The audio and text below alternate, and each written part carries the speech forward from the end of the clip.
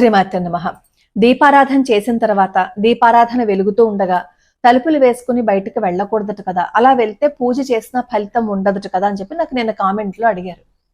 నిజమే, అది మన పెద్దవాళ్ళు చెప్పారు. ఇంట్లో దీపారాధన వెలుగుతూ ఉండగా తలుపులు వేసుకుని బయటికి వెళ్ళొద్దు, అఖండ జ్యోతి కూడా ఇంట్లో పెట్టినప్పుడు ఎవరో ఒకళ్ళు ఇంట్లో ఉండాలి అని చెప్పి మన పెద్దవాళ్ళు చెప్పారు.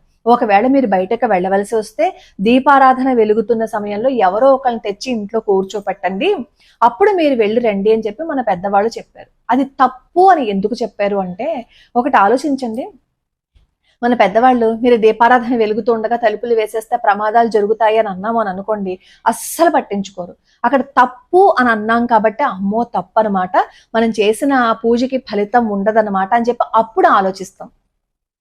నిన్నో మొన్నో ఈ కూకట్పల్లి భాగ్యనగరంలో 4th ఫ్లోర్లో దీపారాధన వెలిగించి ఆవిడ బయటకు వెళ్ళారట శివరాత్రి రోజున.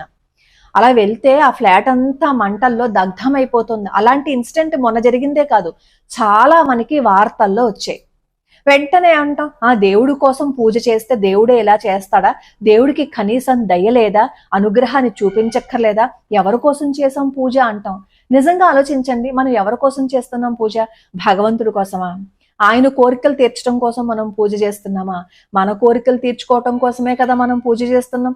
మన ఇంట్లో నెగిటివిటీ రాకూడదు, లక్ష్మీదేవి ఎప్పుడు మన ఇంట్లో ఉండాలి, మనకి మంచి జరగాలి, మనకి శుభం జరగాలనే కదా మనం దీపారాధన వెలిగిస్తున్నాం. ఏదో ఆయన కోసం వెలిగిస్తున్నట్టు మనం మాట్లాడి, ఆ కూకట్పల్లి ఇన్సిడెంట్ జరిగినప్పుడు కూడా కొంతమంది కింద కామెంట్లో పెట్టారు, అసలు దేవుడు ఇలా చేస్తాడా అని. దేవుడు ఇలా చేస్తాడు అంటే దేవుడు ఏమన్నా చేశాడా? దీపారాధన వెలిగించేసి నువ్వు బయటకు వెళ్ళిపోమని చెప్పి దేవుడు ఏమన్నా చెప్పాడా? మరి అలా అయితే మన పెద్దలు కూడా చెప్పారు కదా, ఇంట్లో దీపారాధన వెలిగించిన తర్వాత తలుపులు వేసుకుని బయటికి వెళ్ళకండి అని. మరి ఆ మాట ఎందుకు లెక్కలోకి తీసుకోలేదు? మరి అది కూడా మనం పాటించాలి కదా. దీపారాధన మీరు ఇంట్లో వెలిగించినప్పుడు ఎప్పుడైనా సరే బయటికి వెళ్ళేటప్పుడు దీపారాధన అలాగే వెలుగుతూ ఉంటే మీరు బయట బాల్కనీలో తులసి మొక్క దగ్గర పెట్టండి. అలాగే ఆ దీపారాధనలో వత్తి కూడా కాస్త కిందకి లాగండి. ఎందుకంటే ఈ మధ్య వచ్చే పత్తి సరిగ్గా ఉండకపోవటం వల్ల అయితే జ్యోతి బాగా వెలిగిపోతుంది, లేదు అంటే చుట్టూతా కొడగొట్టేసి టప్ టప్ టప్ టప్ అంటుంది. కాబట్టి మీరు బయట పెట్టినా కానీ వత్తి కాస్త కొంచెం కిందకి లాగితే మీరు బయటకు వెళ్ళే సమయానికి అది కొండెక్కిపోతుంది.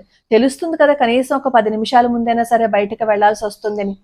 లేదా మీరు ఇంట్లోనే దీపారాధన వెలిగించుకున్నట్లయితే మనం బయటకు వెళ్ళాలని అనుకున్నప్పుడు కాస్త నూనె కాస్త తగ్గించి వేసుకోండి. అప్పుడు ఏమవుతుంది, మీరు పూజ పూర్తి చేసేసరికి ఈ దీపారాధన కూడా కొండెక్కిపోతుంది. ఇప్పుడు దీపారాధన వెలిగించడం వల్ల ఇలాంటి ప్రమాదం జరిగింది కాబట్టి భగవంతుడిని నిందిస్తున్నారు. మరి కొన్ని ప్రమాదాలు షార్ట్ సర్క్యూట్ వల్ల జరుగుతాయి తెలుసా?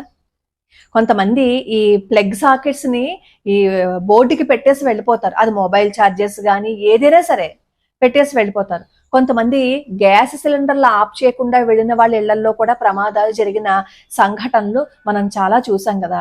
ఇది భగవంతుడితో లింక్ అయింది కాబట్టి మీరు దీపారాధన చేసి వెలిగించేశారు, మీరు బయటకు వెళ్ళిపోయారు, అంత మూఢత్వము పనిచేయదని చెప్పి ఇక్కడ తప్పు భగవంతుడి మీద తోసేస్తాం. ఎందుకంటే అక్కడ ఆయన ఏమీ మాట్లాడు కాబట్టి.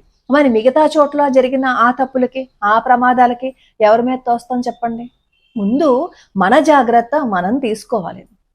మనం బయటకు వెళ్తాము అని అనుకున్నప్పుడు ముందే మనం జాగ్రత్తలు తీసుకుని వెళ్ళాలి. లేదు ఆ దీపారాధన కొండెక్కిపోయిన తర్వాత బయటికి వెళ్ళండి, లేదు అంటే మీరు గుడికి వెళ్ళాలని అనుకున్నారనుకోండి, గుడి నుంచి వచ్చిన తర్వాత దీపారాధన చేసుకోండి, చక్కగా అప్పుడు పూజ చేసుకోండి. ఇంట్లో అలా వెలిగించేసి వెళ్ళిపోతే పొరపాటున ఇలాంటి ప్రమాదాలు జరిగితే మనకి నష్టమే, పక్కనున్న వాళ్ళకి నష్టమే కదా. కాబట్టి కాస్త జాగ్రత్తగా ఉండండి. దీపారాధన విషయంలోనే కాదు, కరెంటు విషయంలోనూ. అలాగే కొంతమంది ఏం చేస్తారు అంటే నీళ్లు కాగబెట్టుకోవడానికి రాడ్లని వాడుతూ ఉంటారు. ఈ బయటికి వెళ్లే కంగారులో ఒక్కొక్కసారి ఆ స్విచ్ మర్చిపోతారు. ఆ స్విచ్ మర్చిపోయి రాడ్ని తీసి పక్కన పెట్టేస్తారు, అప్పుడు కూడా ప్రమాదం జరుగుతుంది. లేదు అంటే ఆ నీళ్ళల్లో చేయబెట్టేస్తారు. ప్రతిదాన్ని కాస్త జాగ్రత్తగా మనం చూసుకుంటూ జాగ్రత్తలు తీసుకుంటూ ఏ పని చేసినా ఇలాంటి ప్రమాదాలు జరగవు. కాబట్టి దీపారాధన వెలుగుతూ ఉండగా తలుపులు వేసుకుని బయటకు వెళ్ళొద్దు, అది తప్పు అని మన పెద్దవాళ్ళు చెప్పిన దాని వెనకాల ఇంత కారణం ఉంది కదా. జాగ్రత్త తీసుకుని అలాగే అఖండ దీపం వెలిగిస్తూ ఉంటారు చాలా మంది. అఖండ దీపం అలా వెలుగుతూ ఉంటుంది. దీపారాధన వెలగటం చాలా మంచిది ఇంట్లో, కానీ దానికి తగ్గ జాగ్రత్తలు కూడా తీసుకోవాలి. మనకి కూడా ఛానల్లో చాలా మంది కామెంట్లు పెడుతూ ఉంటారు, అమ్మ మేము సంధ్యాదీపం వెలిగించాము, సంధ్యాదీపం వెలిగించిన తర్వాత అర్ధరాత్రి ఎందుకో లేచి చూసేసరికి ఇల్లంతా పొగతో ఉంది, ఏంటని చెప్పి చూస్తే ఈ దేవుడి మందిరంలోనేమో క్యాలెండర్ దాని మీద పడిపోయింది, దేవుడు మాకు మెలకు తెప్పించాడు కాబట్టి ప్రమాదం తప్పిందమ్మా అని చెప్పి కామెంట్లో పెడుతూ ఉంటారు.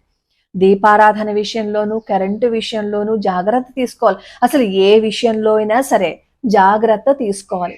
అన్ని జరిగింది, మంచి జరిగింది అనుకోండి, అబ్బా మా వల్ల జరిగింది అంటారు.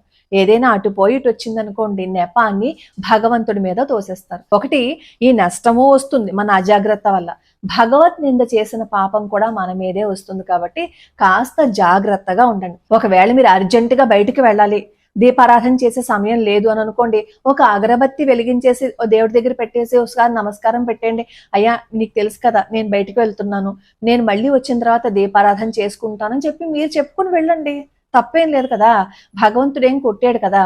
కానీ నిత్య దీపారాధన మాత్రం ఇంట్లో ప్రతిరోజు చెయ్యండి.